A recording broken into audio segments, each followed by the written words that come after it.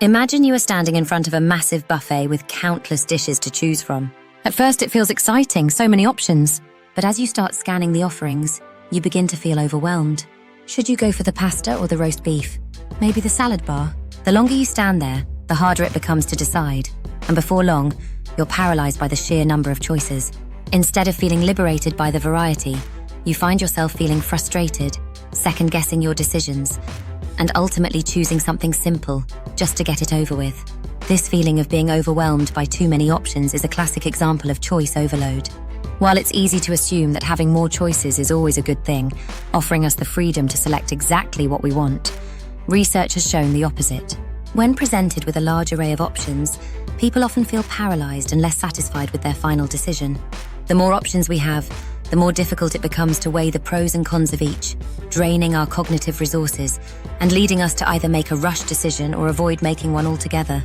The complexity of choice overload doesn't just happen in trivial scenarios like buffets or shopping. It extends to bigger, life-defining choices such as career paths or romantic relationships. With so many options available to us in every aspect of modern life, many people find themselves constantly preoccupied with the decisions they've made and the regret over the ones they haven't yet. This endless contemplation can lead to dissatisfaction, causing mental strain and even contributing to feelings of anxiety. It's a byproduct of the abundance we enjoy in today's world, where limitless options are often more overwhelming than freeing. In today's world, the notion of endless choice is tied to the freedom we value so highly. Consider dating apps.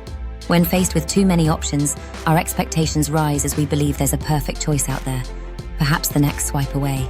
Unfortunately, the more options we have, the higher our expectations, which makes it all the more disappointing when reality inevitably falls short.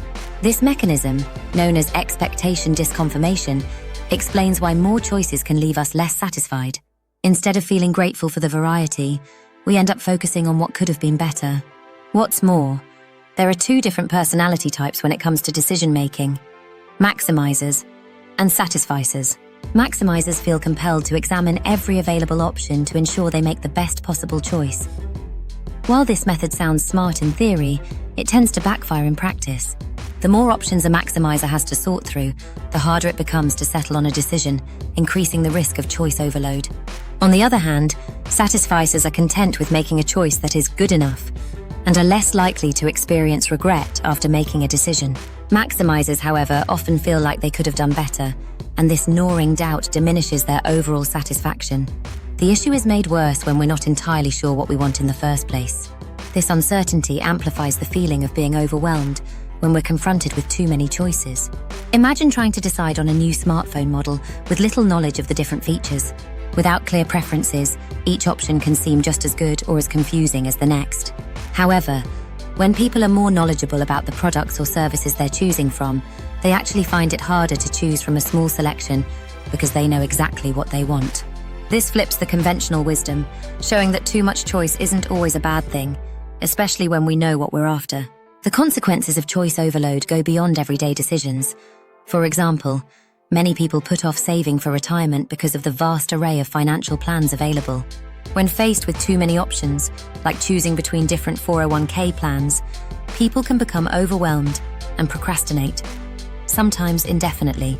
This paralysis can have long-term impacts on financial well-being. It's not just finances either. Important life choices like selecting healthcare providers or insurance plans are also subject to choice overload, leading to stress and sometimes avoidance of critical decisions. Interestingly, the way modern technology has evolved contributes to this problem. We are constantly faced with choices, from which TV show to watch on a streaming platform to what product to buy online. Smartphones in particular have become a constant source of decision-making. The countless apps, notifications, and alerts keep us in a state of perpetual choice overload. Merely having our phones nearby can lower the quality of in-person conversations and diminish our attention, as we are mentally pulled toward the endless possibilities of what we could do instead. Cultural differences also shape how we experience choice overload. In many Western societies, individual freedom and the right to choose are held in high regard. In contrast, other cultures may be more comfortable with communal decision-making or leaving certain decisions to experts. Research shows that people from cultures that emphasize individual choice often feel more overwhelmed and dissatisfied than those who are accustomed to relying on others to make decisions. This suggests that the emphasis on individualism in cultures like the United States could be intensifying the effects of choice overload. While choice overload can be a persistent issue, there are strategies to mitigate its effects. One way is to allow yourself time to browse without the pressure of making a decision right away.